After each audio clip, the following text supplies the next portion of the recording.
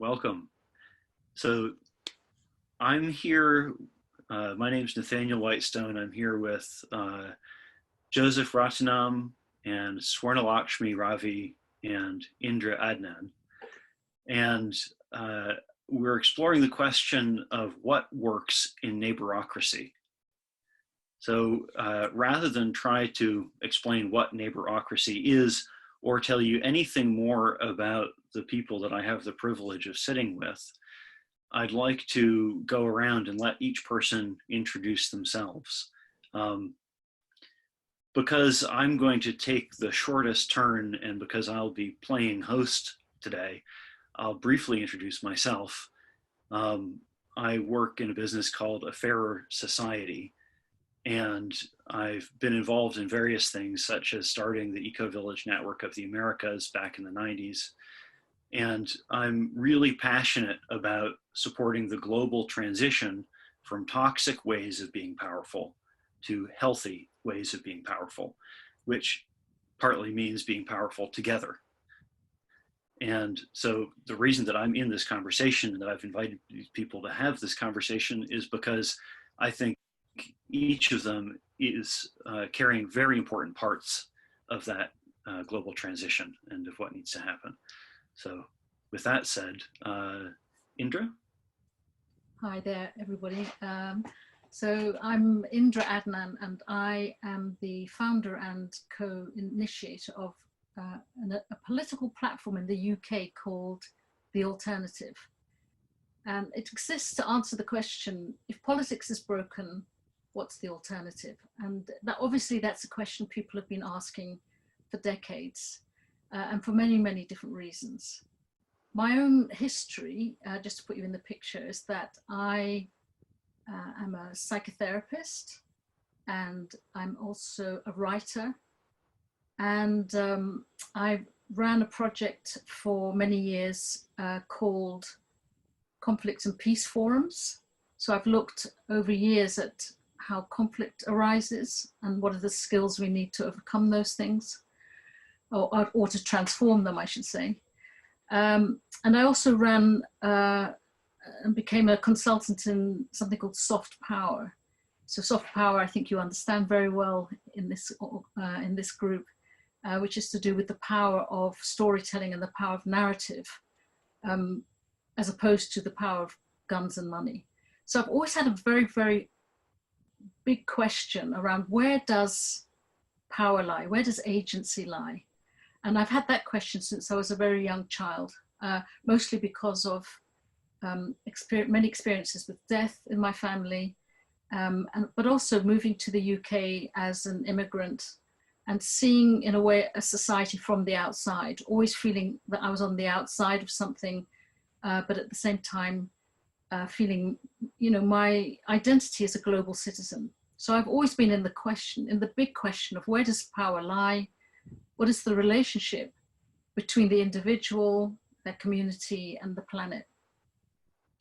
So to cut a long story short, in the early, what we call the aughties, the early 21st century, I've been part of a political think tank, and that was, broadly speaking, a progressive think tank, hoping that politics would be the arena in which I could best learn and exercise power and agency, but was very aware of the dysfunction of British and Western politics. And probably the biggest problem lay in how parties created structures and the relationship of that to democracy. So only 2% of people in the UK, and across the whole of Europe, I should say, are members of political parties. The question is, what's happening with the 98%? And where does the power of the people figure in all of this? And if you think about the big problems that we face, the people have always been portrayed in politics as the problem, or the thing that must be controlled, or the thing that needs to be somehow managed. It's a burden, in a way, on politics. The thing that matters is the economy, and the people that drive it are the masters and the leaders. of the global economy. So I came to a point in the early aughties and in fact the early tens, in which I got to the conclusion that politics is completely broken. And in the UK, probably the really crucial moment was with Brexit, and how communities were so divided by the issues that politics raised, that people became completely manipulable by the media and by stories that were told to them. And at one moment, we even had a murder of our MP, of one of our MPs. And it got to the point where there was so much fear and danger, if you like, in the country, that, you know, to continue to rely on politics in that way was obviously not a good idea. So we started this project called The Alternative and raised the question, if politics is broken, what is the alternative? And our first observation was that the human being at the heart of our politics is seen as a material being only in need of a roof over its head and food, whereas we understand that human beings are, you know, biopsychosocial spiritual entities, and that they are actually the very core of our society, but also they are the very resource for overcoming all of our problems. So very quickly, in a very short space of time, we came to the conclusion that we need to go right to the communities, right to where the divisions were happening, and to see whether or not we couldn't bring back some agency and bring back some sense of power to people in their communities. And what we build there are something called citizens' action networks. And designing how a citizen action network comes about and how it can work as a complex but meaningful and effective entity has been our challenge. And we've developed all sorts of tools and practices. And we have a process which we call the collaboratory process, in which the aim is to bring all the people across a community, irrespective of class or political divide or any kind of cultural divide, not just to bring them together to find their voice, but to bring them into contact with the solutions that we know are already available. So if we think about the multiple crises of our well-being, our divided communities, and our dying planet, so many of the solutions to these problems are already available, but we don't have any access to them, mostly because we don't have communities of trust. So the people are divided in their communities.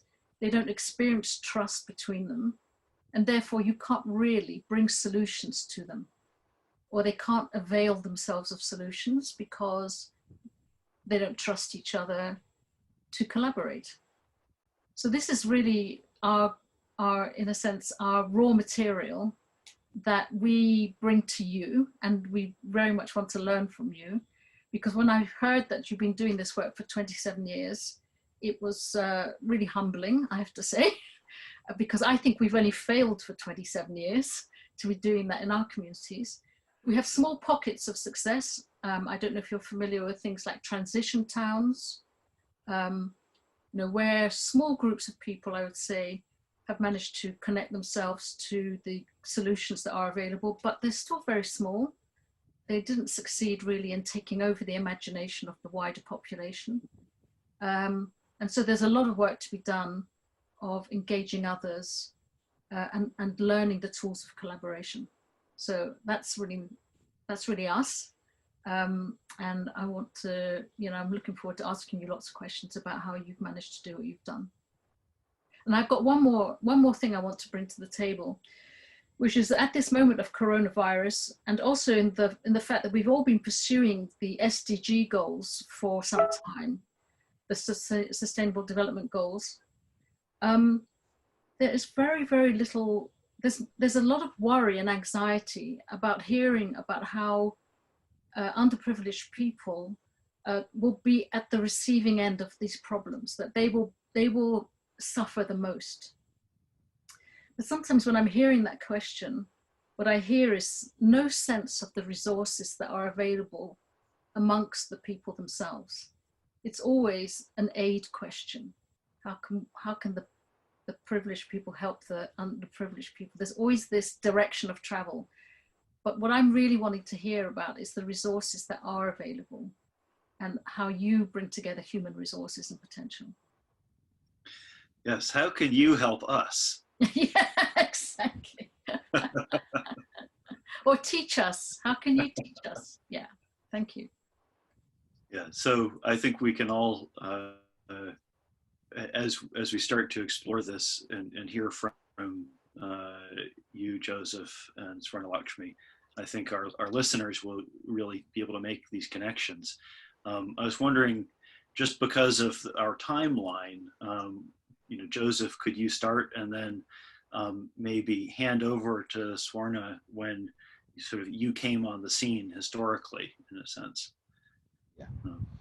Yeah, greetings to all of you. I am Joseph Ratinam from Chennai, India. And very briefly to talk about me, about 30 years back, I was a businessman. I was doing exports, imports. Then at one point of time, that is about 1991, I started my own political party in Tamil Nadu, thinking that I have to do something for people. And at that time, when the only thing what I came across was having a political party under my control of my own, with my own cadres, that I can do a lot for people. But once I registered the party, once I started the party, then slowly I came into contact with the mainline political leaders, and I learned a lot of things from them. And I was a very young person at that time, so many mainline political leaders were very happy to associate with me and all. Then I realized party politics cannot do much for people, because whomever I met, whether state level political party leaders or the national level political party leaders, they were talking always about power, which is always again connected with money.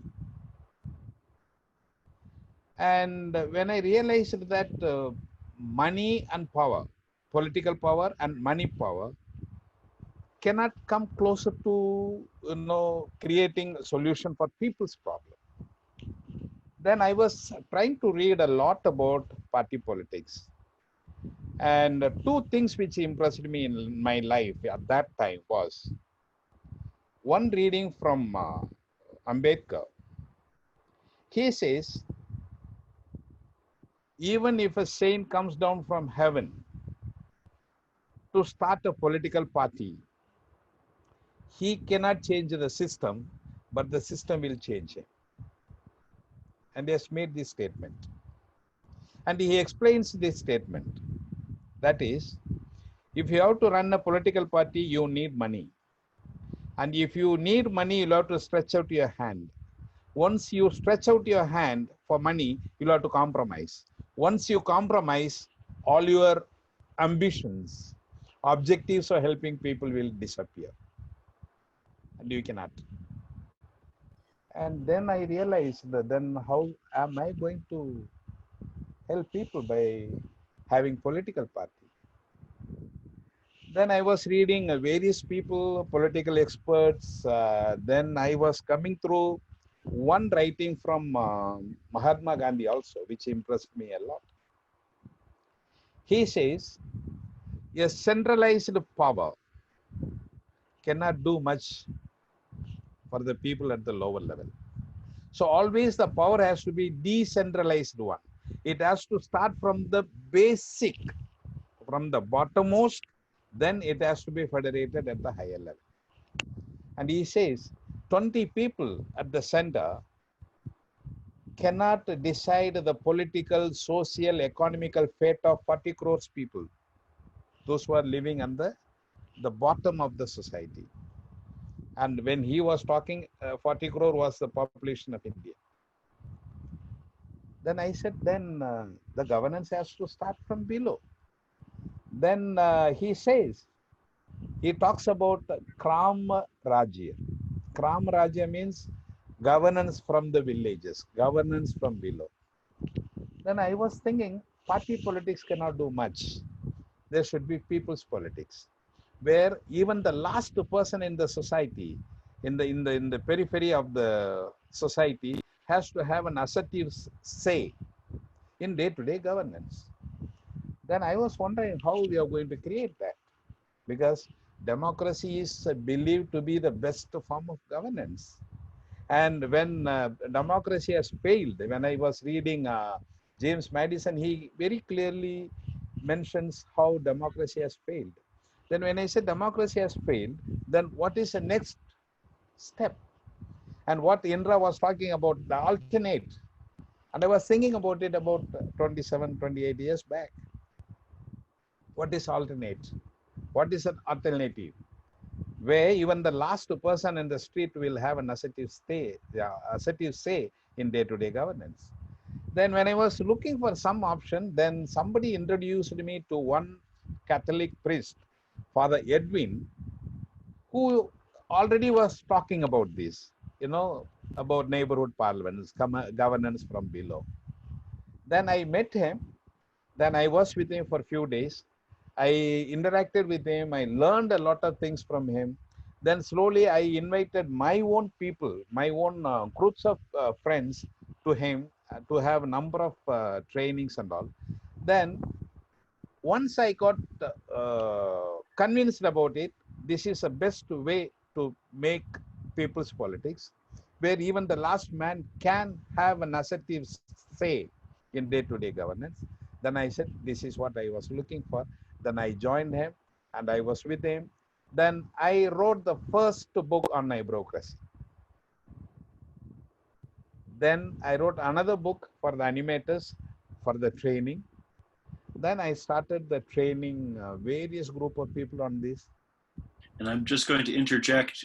So when Joseph says animators, in the UK, we might understand that as with the word organizers. Organizers. I mean, Field organizers. animators is the right word for you. I'm just saying so other people know as well. Yes. Thank you, Matt. And that's why we started, and from then onwards, I've been fully into it, and I've taken this as my mission, and nothing has disturbed me. Then I was editing and publishing a monthly magazine for Children's Parliament, because Children Parliament is a basic foundation for neighborocracy towards the neighborhood parliaments. So that's how we started, and from then onwards I am at it, and it is my life, and I think always about it.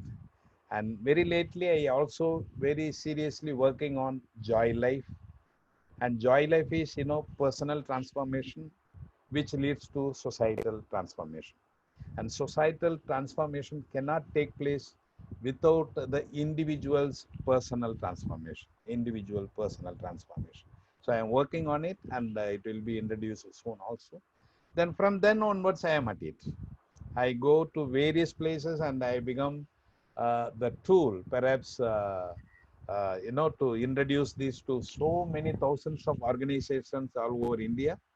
And I have trained so many thousands of field workers and organizers, and even in the schools, teachers and things like that. And I am at it now.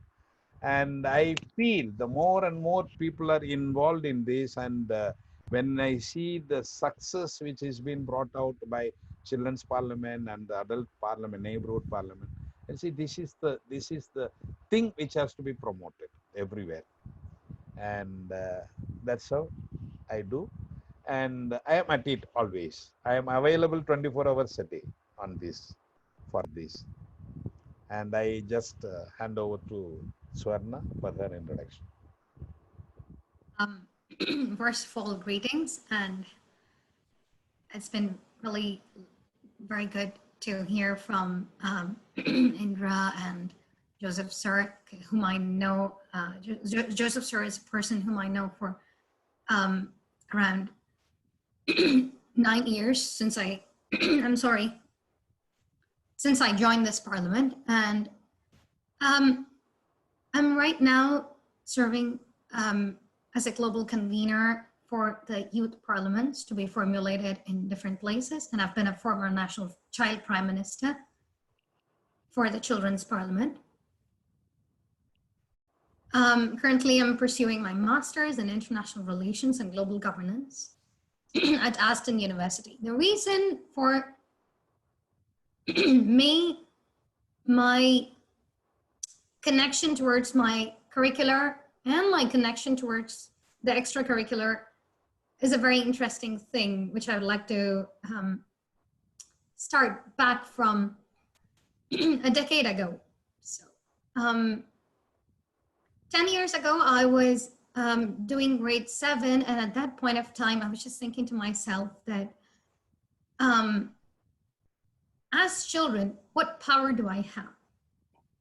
This thought appeared into my mind when I was quite suppressed. When I stood up for asking questions, I was suppressed. And when I was trying to argue something, I was suppressed by saying, well, you are a child and you don't know anything. We all know that children are more powerful than oil, more beautiful than rivers, and more precious resource, precious natural resource that a country can have. But what is there to prove myself? That question arose into my mind. And I've been struggling with this for a year. And when I was in grade 8, this children's parliament was introduced into my school. And I took this as an opportunity to get involved. After joining the children's parliament, I was elected as a communication minister. And as a child, as a communication minister, I was given the responsibility of every day watching news and then reporting them whatever is happening. When I started watching news continuously, many things occurred into my mind. The thought of serving to the society, the thought of serving to the needies, and in fact, after watching news, I realized that this society is not the way that I think, because I was just limited to my home and school. The news really gave me wider perception of what the society is. And then I decided to get involved more actively in this children's parliament. This took me to the state level children's parliament and made me as its finance minister. I was quite happy. I felt as if that I'm elected as a real finance minister. But one thing was insisted in the parliament is, number one, as a finance minister, you shouldn't consider yourself as in that you are in a posting, but you should consider yourself that you are entitled to a responsibility, which really intrigued me. Number two, respect everybody's consent, everybody's opinion, which was also interesting to me because I was suppressed earlier and my opinions were suppressed. And now we could talk to each other and we could respect each other's opinion, which was interesting.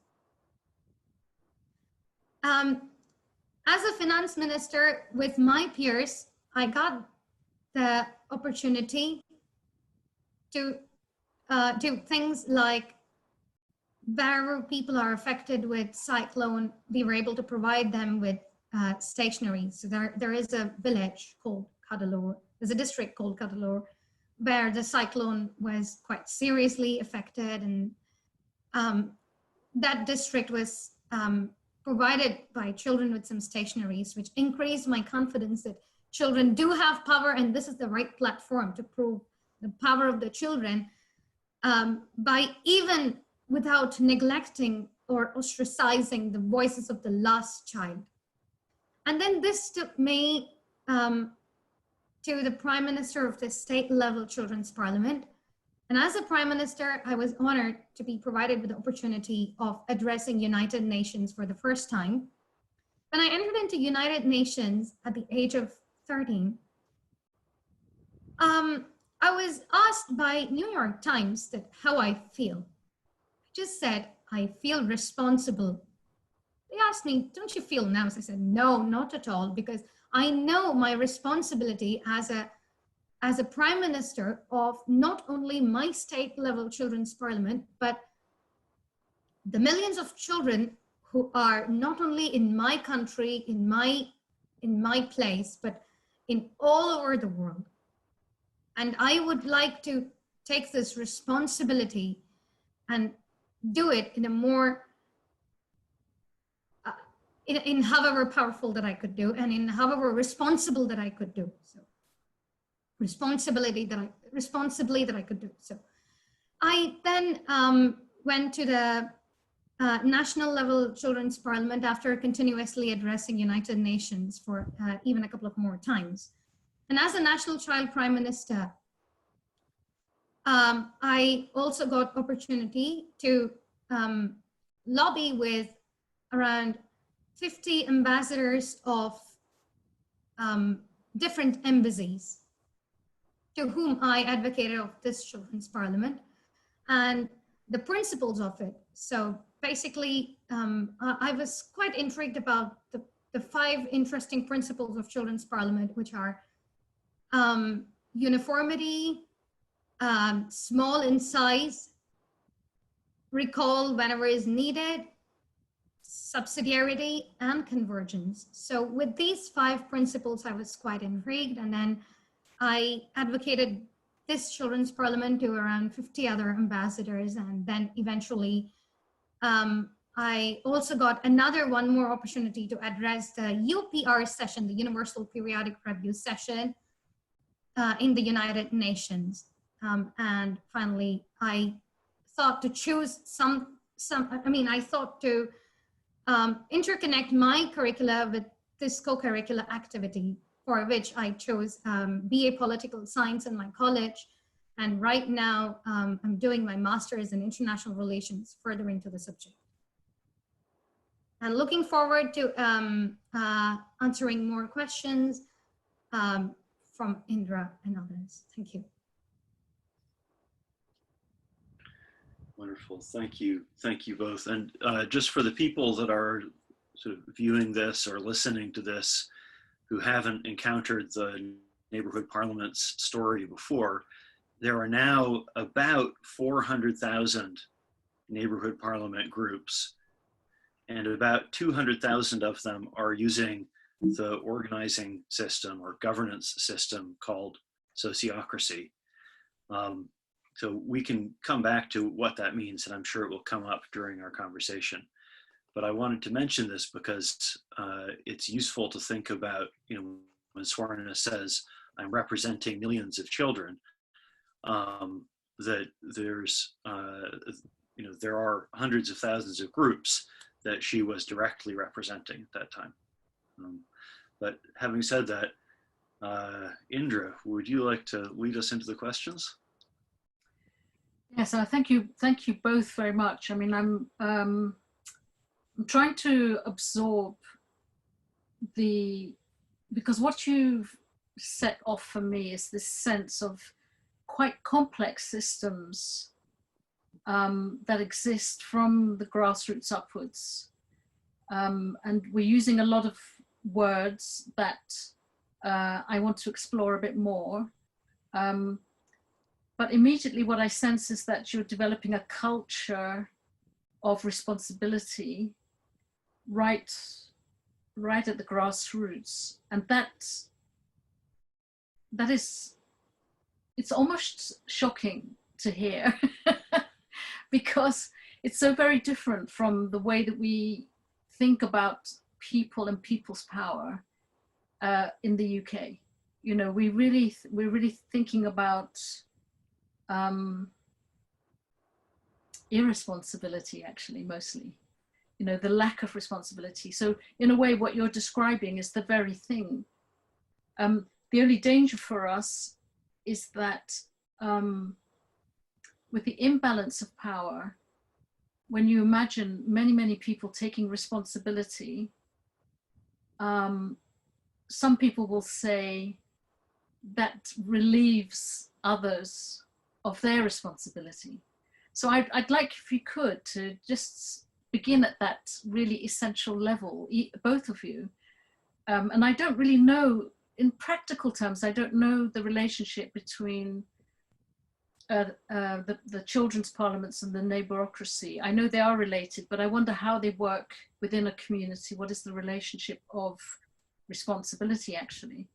So it doesn't really, I don't have a clear question. So any sort of, thinking and talking about that notion and how it plays out would be really helpful to me. Well, sir, could I go ahead and then Yes, you like to please. take? Yes. Well, I think neighborocracy is basically neighborocracy was derived from two words: one, neighborhood, and cracy. So, so cracy is derived from kratos, which we all know as rule, and neighborhood is the families who are closely living to us. Most of the times we wouldn't have even explored our own families who are living close to us. So it is basically connecting those families, bringing them together, and around people or children from basically children's parliament is a movement, and neighborocracy is a theory that's applied in this movement. So that's the shortest way of answering this question. And neighborocracy was, I think, founded by Joseph Sir. And we are applying this theory by taking children from 30 families, and then we come together on a common platform. We discuss the issues that we see around us and try to resolve them. And if 30 of such neighborhoods emerge, after the emergence of 30 of such neighborhoods, representatives will be chosen from each of the neighborhoods with everybody's consent, and they'll be taken up to formulate a village level parliament. And if 30 or more than such village parliaments emerge, and the representatives similarly will be chosen to formulate panchayat, or I don't know how you call it in UK, county level parliament. So like that, it just goes on and on to the top level. But the representative, the interesting thing is the representative who are from the neighborhood, who has gone up to the village level parliament, would not only serve as a representative to the village level parliament, but also connects the neighborhood parliament. For example, if an issue appears or occurs into the neighborhood parliament, they would take that issue up to the village level, and something, if a measure has to be implemented from the village level parliament, they would then take that to the neighborhood level. And so, in other words, the representative of neighborhood and village level parliament would serve as an intermediary between both those levels. And similarly, it just goes up to the top level. And does that go all the way? How high does it go ultimately? Is there a regional and national level as well, or how? Yes. So keep going. We in the Indian context, I will explain to you. We start with neighborhood level, then they are federated at the village level, then they are federated. The representatives from village level are elected and federated at the block level. We call it block here. From block level, representatives are taken to the district level. Then district level representatives select their representatives to the state level. From the state level, the state level parliament elects their representative to the national level.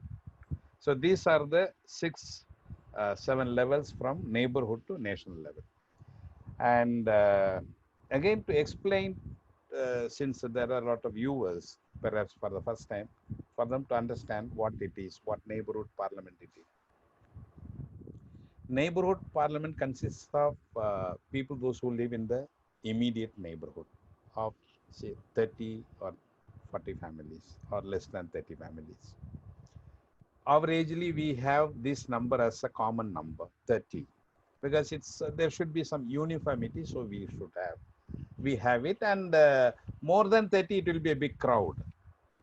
The idea is that even the last voice should be able to have, a type of interaction with everyone. Even the smallest voice can be heard. If it is more than 30, then only the bigger voice can be heard.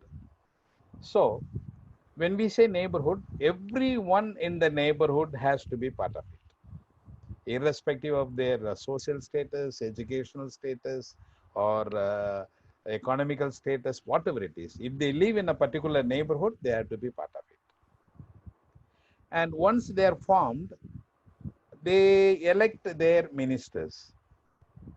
So various ministers will be elected, starting from the Prime Minister, then Home Minister, Health Minister, Education Minister, and now we have ministers connected with SDG also. They're very much connected with SDG. Then we have a Minister for Disability Concern, Minister for Child Right, and Minister for so many things, and peace building, and for even their other issues, whichever is more severe issues, they're all elected, and everyone is elected as a minister. Not even one person is left without ministership, that is without responsibility. So everyone is responsible for something or other in this. So every week they conduct their regular meeting, regular systematic meeting, with all the records of discussion and all that. Everything is maintained properly. So every week they have the meeting. In the meeting, every minister brings out the problem connected to their department. For example, the finance minister will come out saying that, okay, I had taken the survey in the neighborhood and I find 4 or 5 families poor with less income. So the finance minister's job is to ensure that poverty is eradicated there.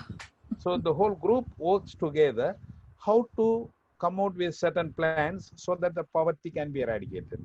These poor families or the families with less income can be supported such a way that they can have a better income, a decent income, so that the poverty can be eradicated. The health minister will work out about everything connected to health and hygiene. And the education minister will work out anything connected with illiteracy and dropouts, school dropouts, or the school facilities, and even recommending certain courses. I mean, special trainings for the teachers, and organizing group discussion among the teachers and all that. So many things are connected with that. So similarly, we have Minister for Child Right, Child Welfare. Then we have Minister for Disability Concern, which is very important role. Then we have Minister for Climate Action. We call them Environment Minister. So these ministers, take up the job of planting trees, taking care of the trees, eradicating this plastic usage, and water management, saving water, saving electricity, promoting the renewable source of energy, and all that. So many things are connected with that. So like that, every minister has his or her role to play in this. So that's how this neighborhood parliament functions. So that they work together to ensure that everyone lives a joyful life, a life without any problem whatsoever. And any societal problem or any individual problem starts from the neighborhood. So the solution also can be found only in the neighborhood. A third party solution from outsiders cannot be a permanent solution. So that's why we say the solution has to be found by the neighborhood people themselves. So that's why they have to come together regularly. And by coming regularly, what happens is the relationship is built and they become more closer to each other. The more closer they become to each other, less, more concerned for others, happens. They become more other-centered. The feeling from I feeling changes into we feeling. That type of relationship is built. Then they try to understand each other's needs better, try to care for each other better, try to understand the problems the individuals face better. You know, it sits from sympathy to empathy, you know, working together to, you know, to address any particular issue, even any individual issue. So that's how they function. And everyone is accountable to the parliament. And if there is one person having no responsibility, you know, that person is enough to create trouble. So that's why we want everyone to be responsible for something or other. So we have Minister for Peace Building. We have Minister for Talent Development and Training. Then we have Minister for Eradication of Alcohol Use, Drug Use, and all these things. Then we have Minister for Eradication of Corruption. Then through this, we also say that even terrorism can be addressed successfully. Because a terrorist is a faceless person. He all of a sudden he comes from somewhere and he lives in a particular place and bombs somewhere and he disappears. But when this system is built, a faceless person cannot remain. Everyone is known to each other. So a person without any past history cannot, you know, survive or exist. So if a person leaves from this neighborhood to going to next neighborhood, another place, by shifting his residence, the new neighborhood will ask for some credentials from the previous neighborhood. So the previous neighborhood will say, okay, he was our so-and-so minister. So he is an asset this way. So he is introduced to some other. So nobody can remain a faceless person. Secondly, any issue faced by individuals also solved here, taken care here. So there is no any ill feeling or dissatisfaction for the person that he gets into antisocial activities. He need not get into. So that's how this all function. To create this system of governance, I mean, they take care of the governance of the neighborhood, take care of the safety, security, development, everything. So this system of governance has to start as a habit, as you know, it has to be inbuilt character. So we say this has to be started from the childhood. That's why we formed the children's parliament. From the same 30 families, there are children from 6 to 18. They are made into children parliament, and they are trained on this. How to build the relations, how to look for others' problems, and how to care for others, how to share the concerns with others, how to share everything with others, how to have a good relationship, how to accept others as equals, and all that. And also the children themselves, they themselves have power. They are actual citizens of the country. They are not to be sidelined. So the neighborhood parliament also has to listen to children, what the children feel about issues. So so in a neighborhood, there will be a neighborhood parliament for adults, then children parliament. And this children parliament also send their representative, not only their higher level children parliament, but to the neighborhood parliament of the adult also. So that child, the representative from the children parliament to the neighborhood parliament, will share the opinions and suggestions given by the children with the adult neighborhood parliament, so that they take care of the issues. And similarly, from the neighborhood parliament, there will be one minister in charge for the children's parliament of that particular neighborhood, to ensure that the children are trained properly and they take up issues. So they collaborate with each other. They jointly work. So though they have their meetings separate, by interlinking connections and representatives, they work together. So that governance system becomes holistic. And by being federated at the higher level, for example, from the village, I mean neighborhood level, they elected their representatives to the village level. So there will be a village level parliament similarly. All the ministries will be there for all the issues and for all the SDGs. So that parliament at the village level is in charge for the whole village. Similarly, the next level, panchayat level parliament, that parliament having similar portfolios, similar ministries, but in charge for the whole panchayat. So similarly, block level, then district level parliament will be in charge for the whole district, then state level, national level, and we want it at the global level. So that this global level parliament will be in charge for every issue at the global level. Any action from the lower level will happen, decision from the lower will happen at the lower level. Action has to be taken care by the lower level. Whichever actions cannot be taken at the lower level, we can be taken to the higher level. So there are certain things which cannot be handled by the neighborhood level. Only the village level can handle. So those issues can be handled by village level. Similarly, at various levels. So that's how this system of governance we propose, and we call this system of governance as neighborocracy. As Swarnalakshmi beautifully explained, the neighborhood, I mean governance starting from neighborhood, rule of the neighbors. So that's what we mean by that. And of course, there are a lot of things and lot of success stories which we can share with you all. And definitely in the future, we will be sharing it. And one question you also, Indra, had said at the last sentence in your introduction. Definitely, I will answer that also. Adding more to what Sir said, I think minister is something, there is a massive difference between power and responsibility. If a child is provided with sense of power, or if a person, let's keep it this way, if a person is provided with a sense of power, then it means that he has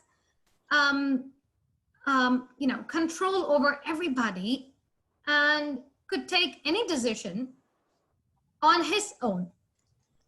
But responsibility is something that is inculcated into us, which we could, which allows us to listen to others, and which allows us to take decision consulting others. And it's basically a mutual sense. And moreover, the responsibility not only makes you to think just a minute, can I turn on this? Yeah, so responsibility is basically a mutual thing, and it also means that we all have to possess it, and the entire thing is the entire country or the entire world belongs to us, and we really have to work for it. It's not, it is not I who work. I think Sir beautifully said the ethos part. The ethos is not just I, but it's just we. So basically, responsibility is mutuality, but power is something that just relies upon myself. And so, this doesn't mean that there shouldn't be a connection between power and responsibility. There has to be a connection between power and responsibility so that we could accomplish governance. A power without responsibility is like a sort of sky without stars, but responsibility without power is like a tree without roots. So basically both are important, both should have mutual connection. So in terms of, in respect of the terms which we use may sound a bit different for the other countries, like the parliament. The parliament, the word parliament comes from the Latin word parlare, that means to speak, which means parliament means a platform where people can come together to speak. That's why we use this, besides the political connotation. And when we use the term minister, again, the Latin word, it comes from the Latin word ministrare, which means to serve. So a minister means a servant, a person who is responsible to serve. That's why we use this term. And of course, in the political meaning, minister means, power. But power can be exercised only when people hold the responsibility of serving others. When they do that, the power automatically comes. It is not the power, bossing over somebody or imposing things on somebody. That is not power. That is arrogance. That is not power. That is arrogance. Real power is service. And here in neighborhood parliament or children parliament, we use the principles of the sociocracy. Whether the election of the ministers or decision-making process, whatever it is, we use always the socio-critical method of elections or decision-making. That is objectionless, consent-based decision-making process or objectionless and consent-based election. That's how we use, that's how sociocracy is very much connected with neighborocracy. And neighborocracy can be also explained beautifully this way also. Neighborhood parliaments, neighborhood governance with sociocracy. That's, that can be explained that way. So you can, Indra, you can continue with your questions. I mean, it's very moving to imagine. It sounds very utopian to me. And you are answering a lot of the questions without theory because you're already doing it in practice. So, I've spent too long listening to people saying about what should happen or what needs to happen. And you're just telling us what has happened, right? And what I want to understand from that is, well, I've got two questions at two ends of your movement. First of all, what power do you think you have at the national level to influence? You have soft power. I understand that. The power of story, the power of your example. You are being the change. All of that, and it's very, very powerful, right? But what influence do you have over hard power? The resources, the money, the military. I mean, describe what you think your ability to serve. What does it result in for you at a national level? So that's just one question, and maybe at the other end of the same question is. How much, what sort of percentage do you think now that you have? I don't know enough to know exactly quickly what percentage of your population you feel are involved in this at the moment. And is it growing? How does it grow? Yeah, so I'm looking really now at, I use this word agency because, that for me is more of a neutral term that we can all share. But doesn't take its eye off the fact that things have to change. We need to be able to change things. You know that, we all know that. So what agency do you have as a movement? Really, for example, to meet the SDG goals, how do you feel you're connected to that? Sorry, that's very big questions I'm asking. Yes. And I apologize for interjecting, but when you ask the question about hard power, and we're talking about global political movements, I think it's very important to emphasize that our movement has no interest in overthrowing any elements of the current political order. That this is very much a complementary system to support existing democratic governments.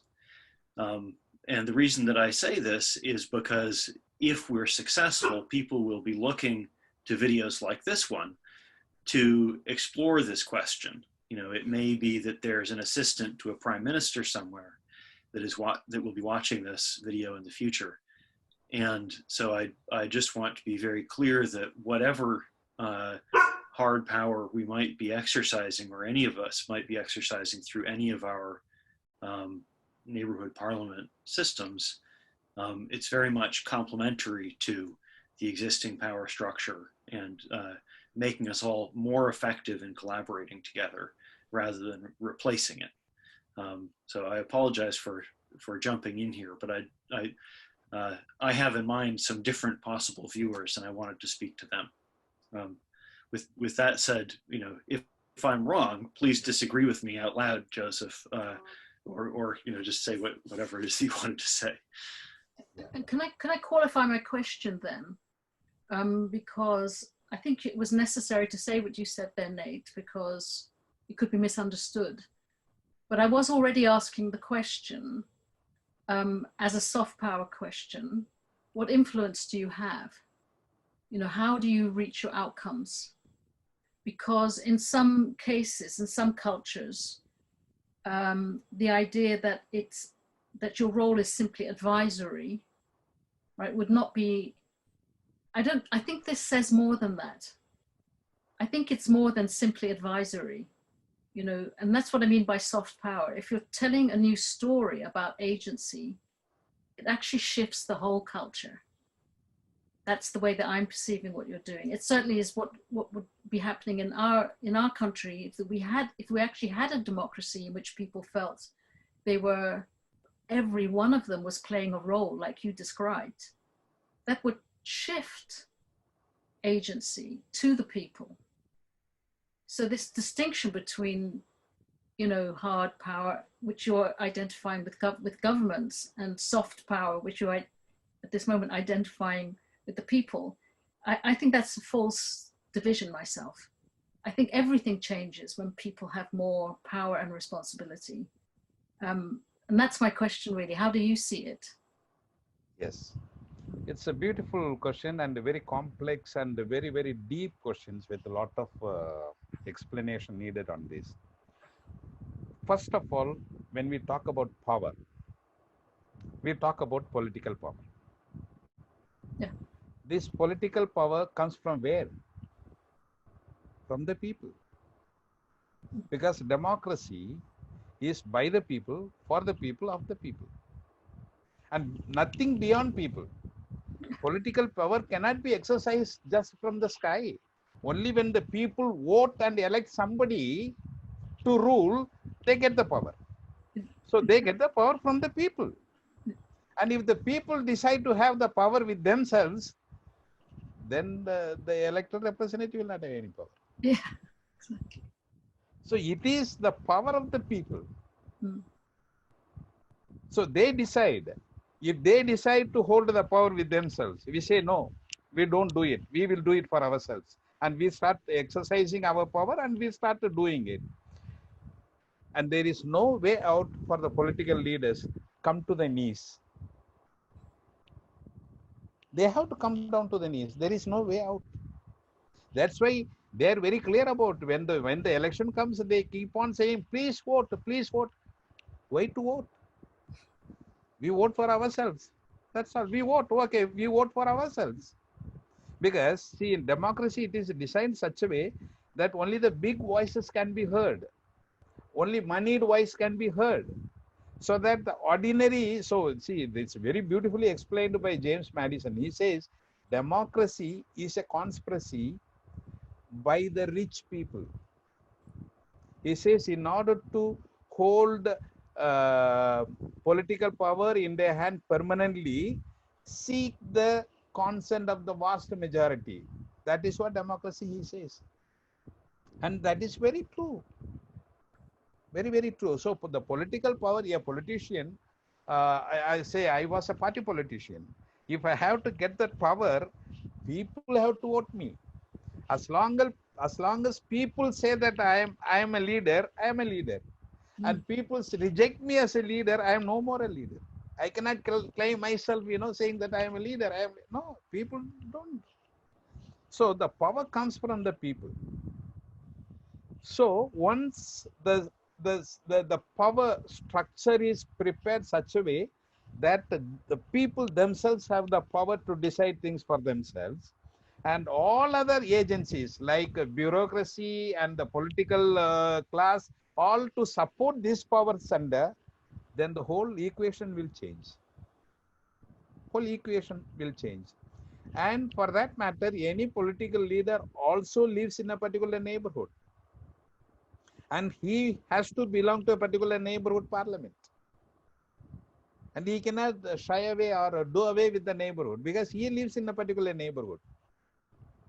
He may be living in a big mansion which is constructed in 10 or 15 acres, but that mansion also has a neighborhood. It belongs to a particular neighborhood.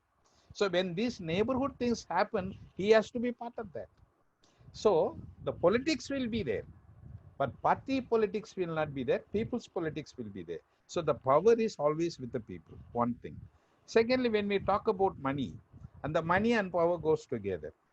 And this, when we talk about money in today's context, the political power gets money from where? From the people. They cannot print their own money. They have to collect money from the people in way of various taxes.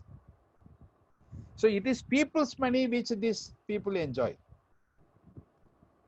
It is people's money on which they plan.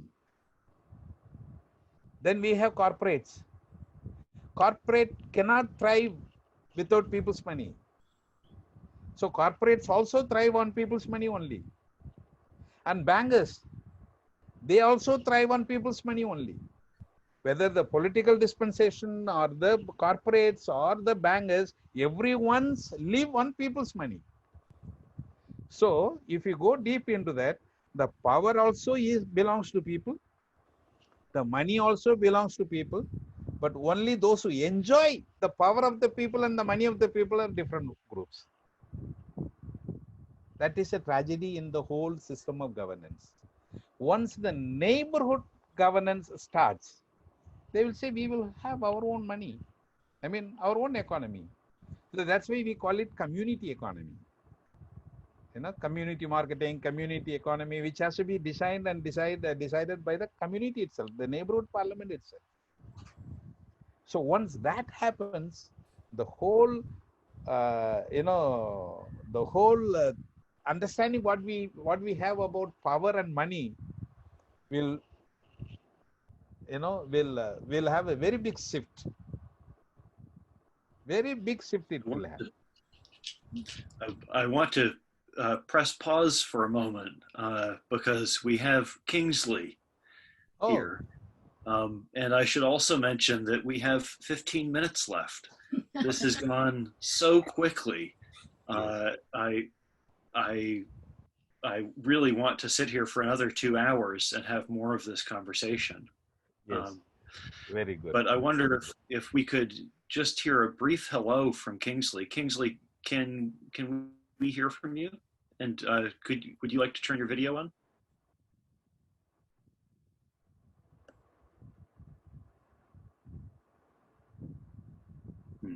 It might not be possible.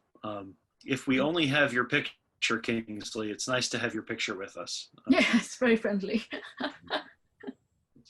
If you do have the chance to speak, if you can find a way to speak, then please interrupt us, Kingsley. But knowing that we have 15 minutes left, I'm happy to turn it back over to you, Joseph, but I just also wanted to make sure that all of us have time to say a last few words. Yes, exactly. Whatever we want to wrap up. Yeah, I will run through very fast regarding the question what the second one is what Indra had asked about whether these parliaments have only advisory role. No, it has no advisory role. It has an action role. Takes charge of the governance itself. And to advise these people, to support these people, we have the bureaucracy and the political dispensation. All that is to support this. So this is not an advisory, it's a neighborhood parliament that doesn't have an advisory role, but an action role. With the support of the bureaucracy, official lineage and the present political dispensation. And that's how it is. And when we come to the percentage of population in India, we have about 135 crores also now. But in comparison to that, what we have done is very, very, very little. And in the highest time, about 10 years back, we had about 200,000 children's parliament, and few about 250,000 neighborhood parliament in Kerala, but not exactly in the sense what we design or we define, but they have these neighborhood groups organized. That's about 250,000 in Kerala alone. Now it is being spread in many places, and of course in only in hundreds. So that's how it is. And there was another question about how this in the present corona context, how people, those who are in the marginalized, this thing, can be, their problem can be addressed in this. If there was already a neighborhood parliament established anywhere, definitely there, the referral services, the remedial services, all could have been taken place better than anywhere else. Because there is a health minister, and there is a medical minister, and there is a training minister for training and creating awareness and all that. And there is a finance minister. For example, now we have people living on the road, homeless people, and there is they're not cared at all. But if there is a system in this, there is a minister, and there won't be any homeless person. He will be belonging to any particular neighborhood, and his financial need will be taken care by the finance minister of the neighborhood. So all the issues, whatever we think, would have been completely taken care by the neighborhood parliaments if it was existing earlier. Yeah, even not only that, even this mental health issue today in Europe and American countries, if there is a neighborhood parliament, there is a minister, elders care minister. You know, now most of these mental health issues happen because there is no one to listen to the elders. There is no one to listen to them, to care for them, to talk to them, to, you know, the elders, if they come out, pour out things to somebody, they will, you know, they feel more peaceful, more comfortable. And further, there is no situation today. But if there was a neighborhood parliament already existing, there is remedial service for it, for all that, so that even mental health issues can be successfully addressed through this. Yes. And also adding more to Sir, as children, we have also addressed so many issues of such, and we have, gone to the bureaucracy. And I think Indra also asked a question that, how do you address hard power? Hard power could also be addressed through soft power, I guess, because you just go and speak to them. Just by speaking, they just get convinced because of what we were doing and what we are doing and what we wish to do. What we wish to be doing. So it's basically, for example, in my experience, when I lobbied with the ambassadors, they just put forth so many questions that, how do you implement this? How do you, how would you want to implement this in United Nations? For all those questions I just said, well, this is how we are implementing in the neighborhood level. For example, as Sir has explained, like what is minister, what is parliament, what is power, what is responsibility, and what we would like to inculcate and what we would like to bring it into the United Nations. So that's how I explained to the ambassadors, and they were really intrigued, and they said they wish to even take this up to whatever is possible. So even they themselves get convinced by listening to soft power. So it's basically all about talking about action to the bureaucracies. That's when they are getting impressed and they are trying to contribute. Recently, I had the opportunity to send a letter to the mayor of Telford. So you can ask me, what I think you've also addressed the question that, what do you mean by power? The power is this. So the Children's Parliament teach us that you have the power to send a letter to the mayor. And if I had not been associated in this Children's Parliament, I wouldn't have known that I could even speak to the mayor, and I could send a letter to the mayor saying that we would like to establish a Children's Parliament network here in UK. So due to which I immediately got a response, which has also increased my confidence. Like, we are interested in your children's parliament. We already have a British Youth Parliament through which you can get connected, and he gave the contacts, and it's just like going on and on. We are trying to establish a communication between them. So it's very interesting. So bureaucracy also would get involved when we are interested in the action and when we know to utilize our power. The power that I mean here is whatever the power we possess. For example, sending a letter to bureaucracy, talking to them, narrating our story, all those things. So, moreover, in these children's parliaments, we have, starting from neighborhood, we have done things like even children have eradicated alcoholism, eradicated child marriages, eradicated the child labor practice. Recently, one of our friends, who was called Nyana Shekhar, who just, when he saw 22 children standing in the bus stop, he just picked them up, and then he knew to utilize this power. He just went, spoke to the child helpline. The child helpline came and rescued. So the power is this, to know to utilize, that's it.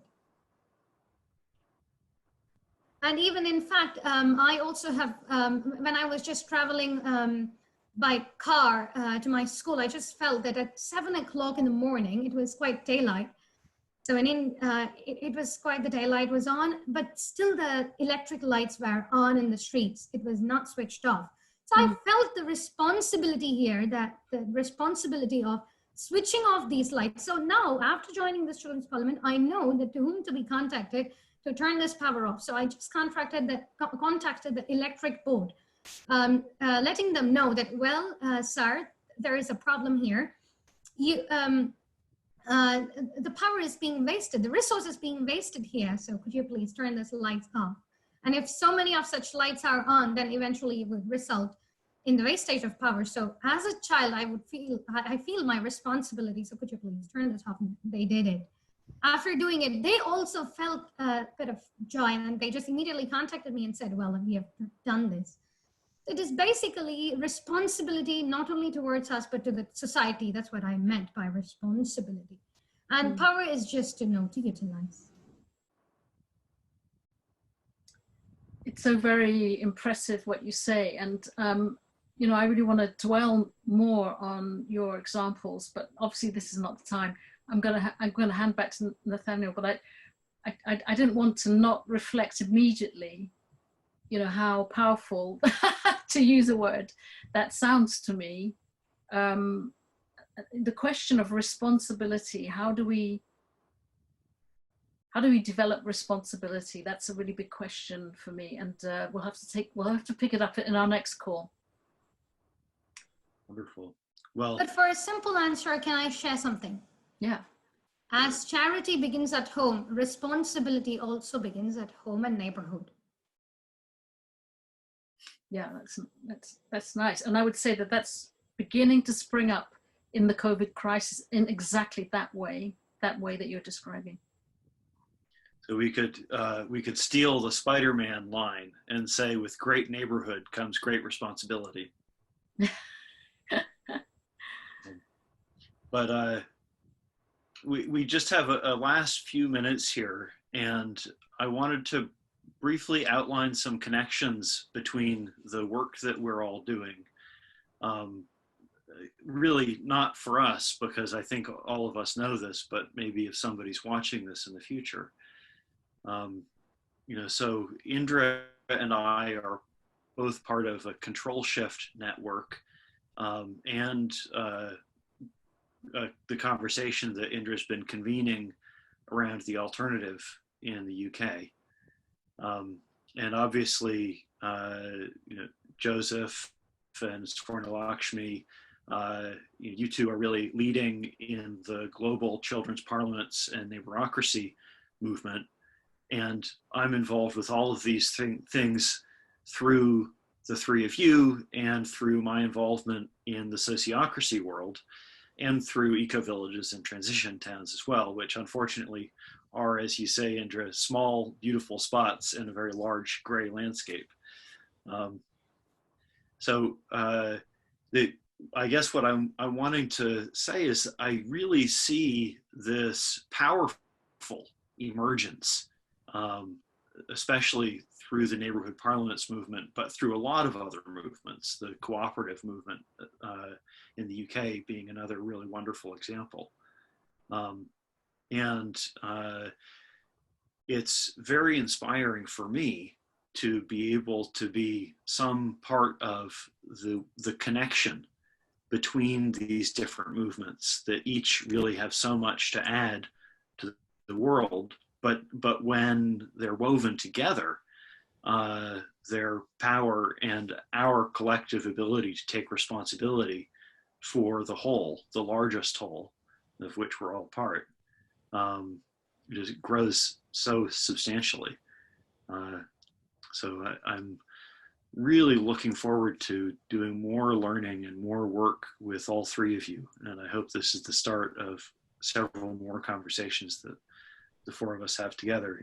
And Kingsley too, although unfortunately we only have your fantastic picture here, Kingsley. Does anybody else have a last word or two that they want to say before we wrap up? Yes, yes, Nat. I want to thank you and Indra for this wonderful meeting, and of course Swarnalakshmi for sharing her experiences and lots of ideas. And I'm so happy that there are so many people, those who are interested in this alternative system of governance, which Indra has been working for so many decades, you know, for alternate. What is alternate? And we have, it's so high time, and I feel so excited that you have connected us all together. And you have done a wonderful job, and I am so grateful to you.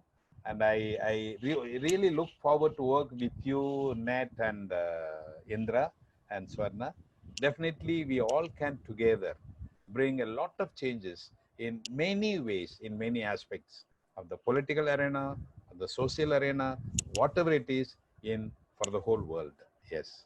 Thank you very much. Thank you very much, both of you. Thank you very much, Indra Adnan, and thank you, Joseph Sir, for organizing this amazing meeting, and thank you, Nate, for facilitating it. It was really amazing to know about Alternative UK, and it's my privilege to be here in UK. I think this might make the connection a bit more easier. So probably looking forward to connecting with Indra and a social activist like her. So it's my privilege to get connected, and would like to do more in future. Thank you. It's been lovely talking to you, and looking forward to knowing more about Alternative UK apart from website. And also your other side as a psychotherapist is quite interesting. So yes, of course, in future, looking forward to connect that. Thank you. I want to add my thanks. I know we're running out of time, but I feel sincerely humbled, I must say, by what I've been introduced to today. Makes me very hopeful for the future, and it also makes me feel very ambitious, I have to say, about what could be achieved in a moment of grief for people. Maybe we can also leap forward in some way, and I sense that from our new relationship that's been brought here today. So thank you very much indeed, and thanks, Nate. You're just doing a great job. Thanks. Great. So good to have people say that to me. I love being appreciated. Okay, so I'm going to stop our recording here and say goodbye to anybody who's watching. Thank you so much for being with us, and I hope that you are successful in your work of changing the world for the better. Bye-bye.